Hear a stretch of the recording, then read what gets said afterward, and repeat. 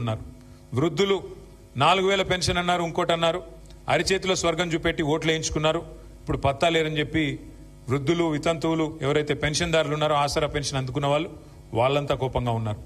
యువత 2 లక్షల ఉద్యోగాలని చెప్పి, విద్యార్థినులకు స్కూటీలని చెప్పి, నిరుద్యోగ భృతి 4000 రూపాయలని చెప్పి, ఇంకా చాలా మాటలు చెప్పారు. విద్యా భరోసా కార్డు అని చెప్పి యువత, విద్యార్థి ఈ రకంగా కోపంగా ఉన్నారు.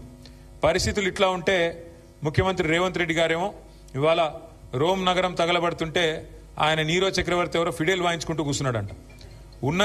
ఉన్న ఊరే బాగలేదు మీ నాయకత్వంలో, చెత్తదీసేటోడు లేడు, స్ట్రీట్ లైట్స్ వెలిగించేటోడు లేడు, ఆఖరికి మోరీలు పొంగుతుంటే ప్రజల మోరీల్లో కొట్టుకొని పోతుంటే ఉన్న నగరాన్నే పట్టించుకునే నాదుడు లేడు ఇవాళ మున్సిపల్ మంత్రిగా రేవంత్ రెడ్డి గారు ఉంటే.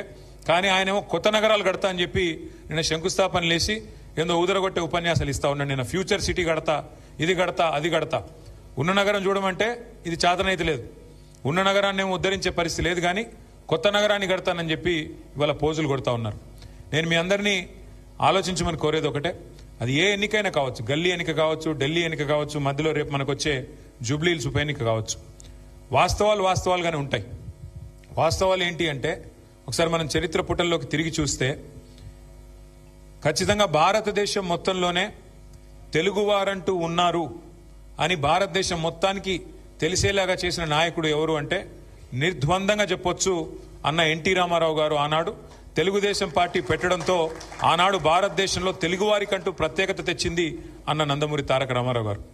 ఆ తర్వాత మళ్ళీ తెలంగాణ వాడంటూ ఉన్నాడు అని దేశానికి పరిచయం చేసింది ఎవరంటే ఖచ్చితంగా మన నాయకుడు కేసీఆర్ గారని చెప్పక తప్పదు. తెలంగాణ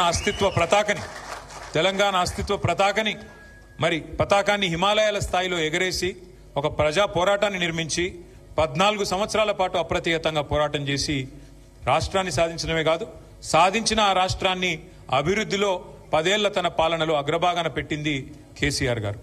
మీ అందరికీ తెలుసు, మరి ఎన్నికలు ఎప్పుడొచ్చినా ఏ రకంగా వచ్చినా ఎదుర్కోవడానికి పార్టీ ఎప్పుడు సిద్ధంగానే ఉంటుంది. మరి ఇప్పుడు స్థానిక సంస్థల ఎన్నికలు వచ్చాయని చెప్తున్నారు, అది కూడా ఎదుర్కొందాం.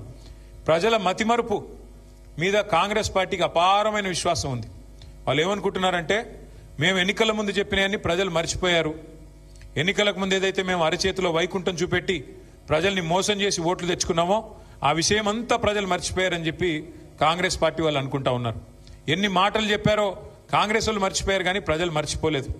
అందుకే నిన్న ఒక వినూత్నమైన కార్యక్రమాన్ని తీసుకున్నాం.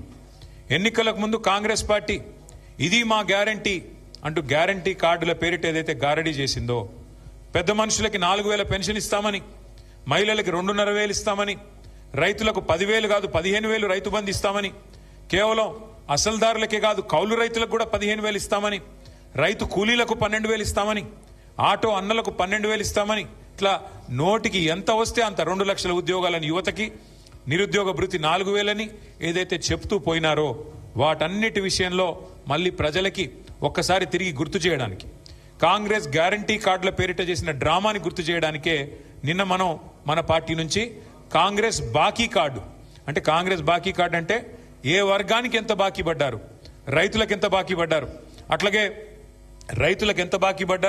అట్లాగే మహిళలకు ఎంత బాకీ ఉన్నారు, అట్లాగే మన తమ్ములకి చెల్లెలకి ఎంత బాకీ ఉన్నారు, అట్లాగే వృద్ధులకి, వితంతులకి, పెన్షన్దారులకి ఎంత బాకీ ఉన్నారని చెబుతూ ఇవాళ కాంగ్రెస్ బాకీ కార్డు పేరిట రైతు భరోసా ఎంత బాకీ పడ్డారు,